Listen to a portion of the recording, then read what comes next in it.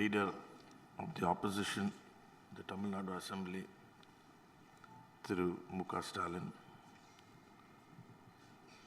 others, and President of the DMK party, other members, present former legislators, ministers,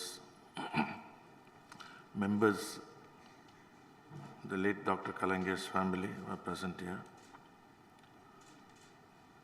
My colleague industrialists, ladies and gentlemen. I will speak in English because I'm more fluent.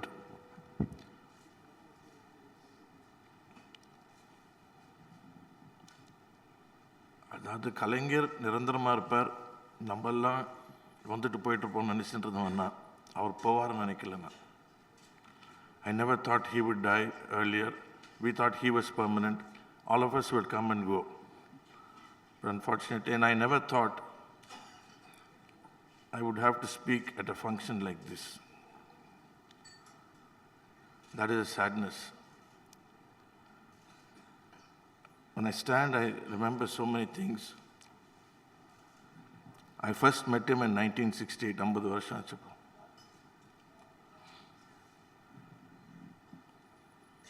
அவர் அப்போ வந்து PWD minister, அறிஞர் அண்ணா கேபினெட்டில். அதுக்கப்புறம் அவர் வந்து ரோமில் பார்த்தோம் ஒரு தடவை.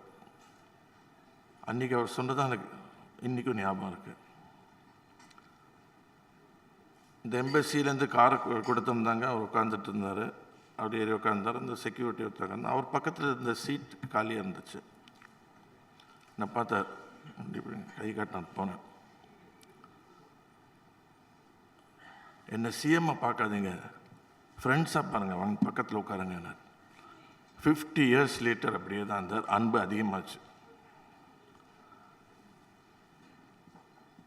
அன்றைக்கி எனக்கு I was 23 years old, but it made such an impression and I was permanently, I became his because of that.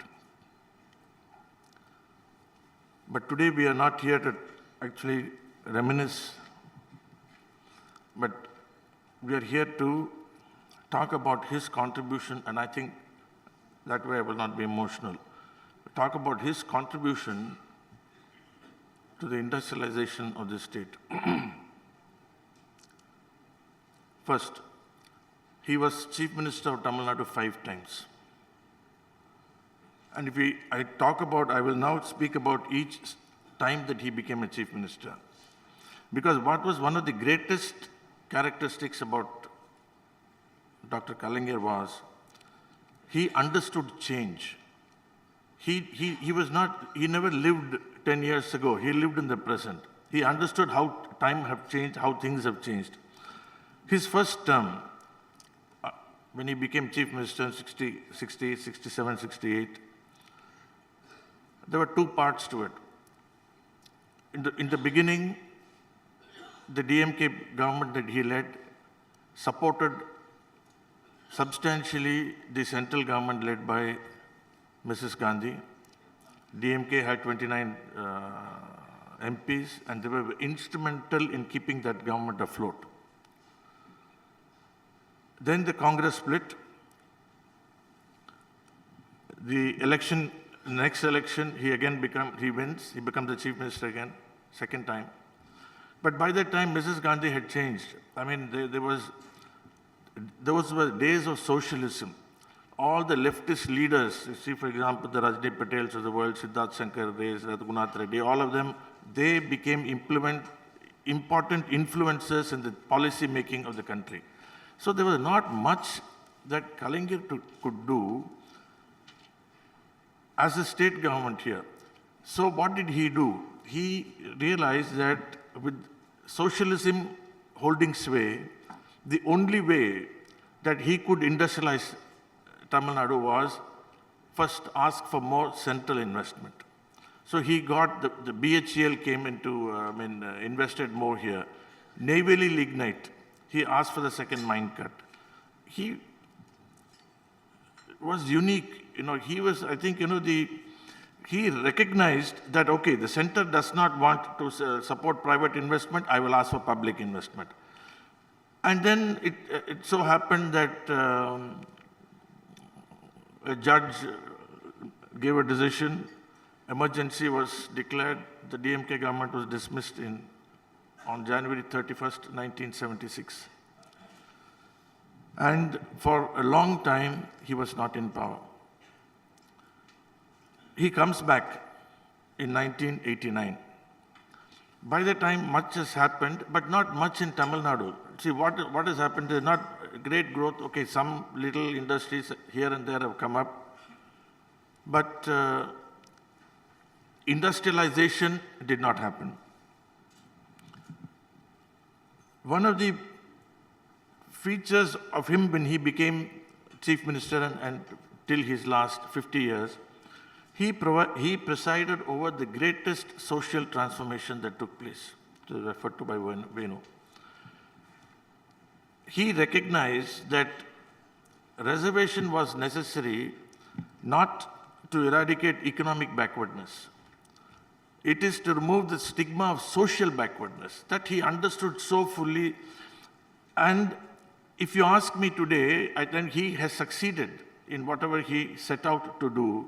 Today you go to a college, you see the composition of the people who are studying, and you ask them about reservation, he will not know. He is the product of that reservation. So this, I'll come back to this later because this has a bearing. So in 89 he comes back, what does he do? The first thing he does is he calls every industrialist in the state to come to a meeting. And then he asks each one of them to speak, and he asks he tries to find out. First, he must understand what has happened in his absence. So he, in a 2-3 hour meeting, he gets a good idea of what has gone wrong, what is needed, where we are stagnating. He then formulates the first industrial policy, a policy document that he does. And even in that short period, there was a hostile government, Chandrasekhar government in the center. But even then, what he does, he lays the foundation. He solves a vexatious land problem that was stopping the North Madras power station.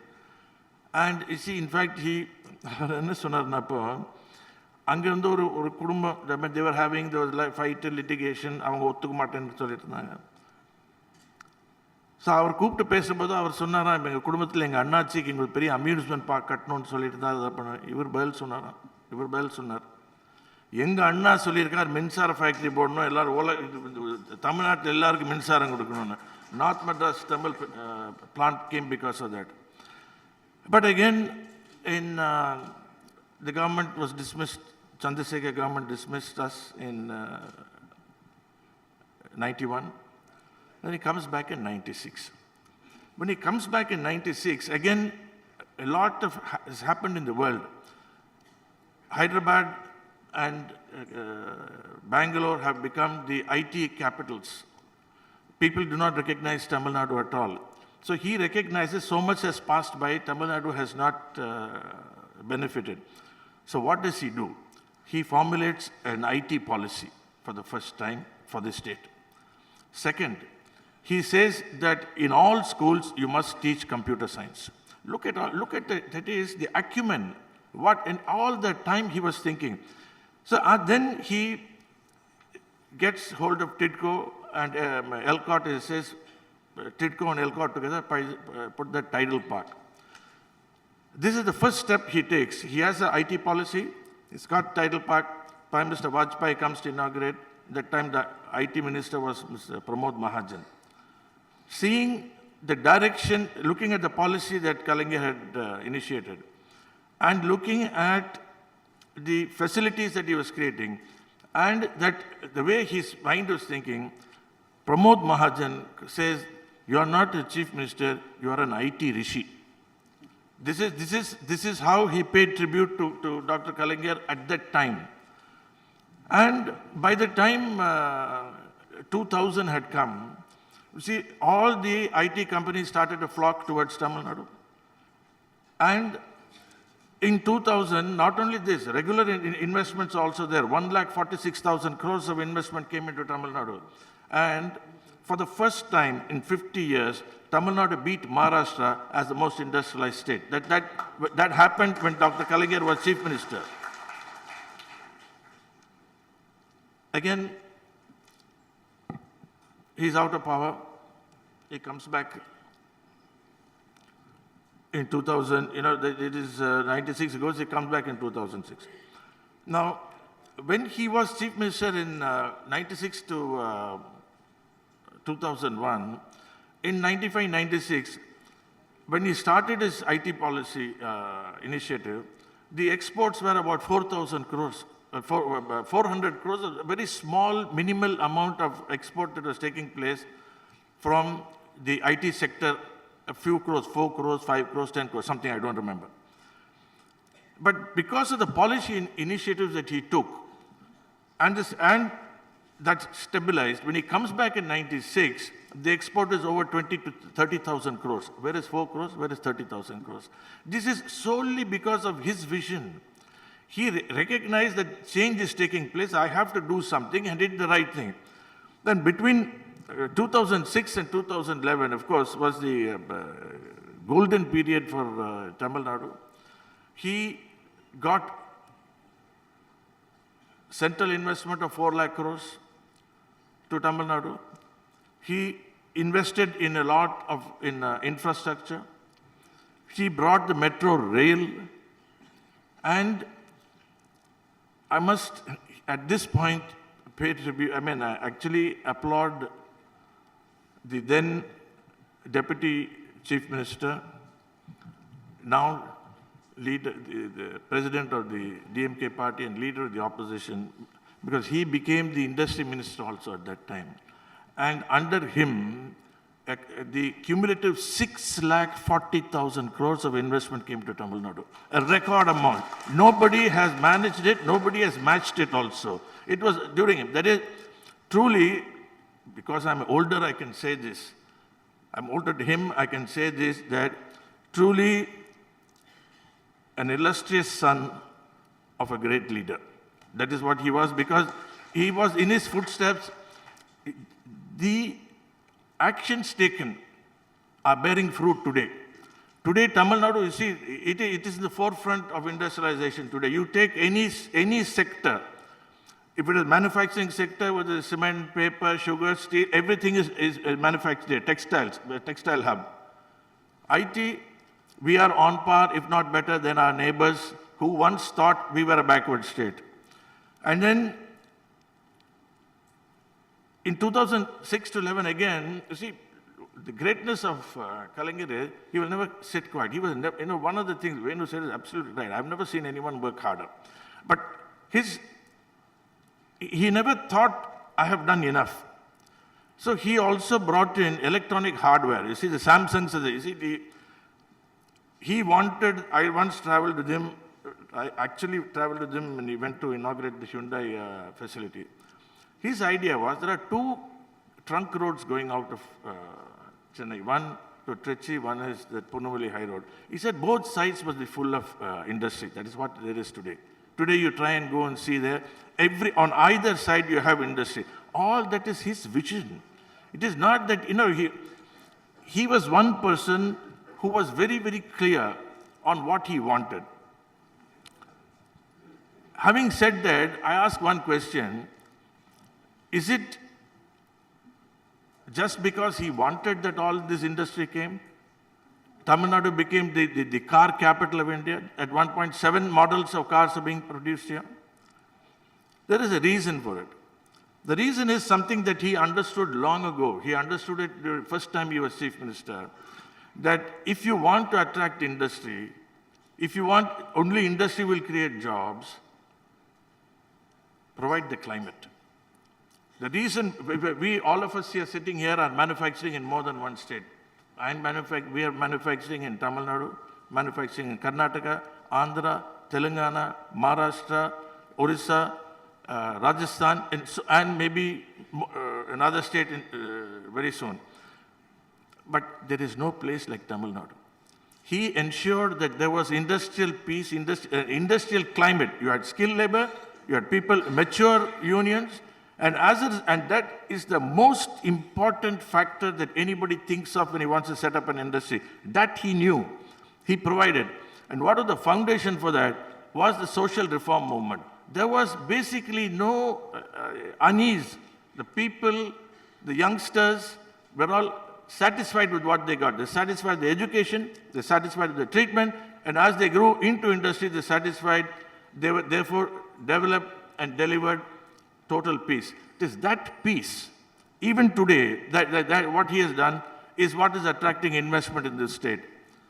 I can talk for a long time, but I think others are also there. But before I close, I want to say that I consider that I have had the privilege of coexisting with such a great man, whose qualities we are not big enough to describe. Everybody knows Kalaignar. The fact is, I can say, he knew me. And I think that was the greatest feeling that I always had. It's, Tamilnadu has lost a person who can never be replaced. Thank you. Thank you.